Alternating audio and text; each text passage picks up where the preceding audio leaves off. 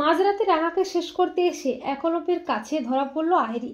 হ্যাঁ বন্ধুরা, আমরা এমনটাই দেখতে পাবো রাঙ্গামতি তীরন্দাজ ধারাবাহিকের আগামী পর্বগুলোতে।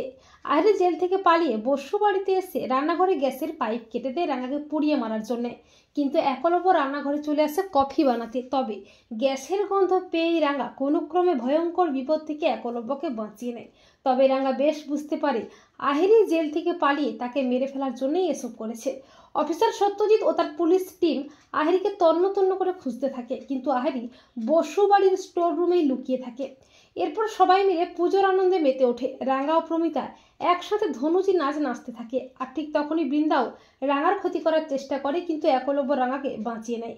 এরপর সবাই মিলে বাড়ি ফিরে আসে। আহেরি বলে, আজকেই তোমার শেষ দিন রাঙা। এরপর রাঙা ও বাড়ির সবাই যখন মাঝরাতে ঘুমোচ্ছে, ঠিক তখনই আহেরিও চলে আসে রাঙাকে শেষ করতে।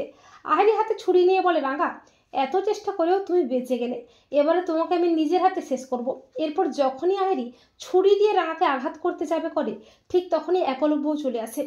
একলব্য আহেরিকে একটা ঠাটিয়ে চড় বসিয়ে বলে, আহেরি, তুমি রাঙামতিকে মেরে ফেলতে এসেছো, তোমাকে আমি পুলিশের হাতে তুলে দেবো। তোমার মতো ক্রিমিনালের উপযুক্ত জায়গা হলো জেল।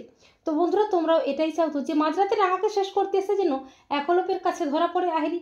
কমেন্ট করে এক্ষুনি জানিয়ে দাও তোমাদের মতামতটি।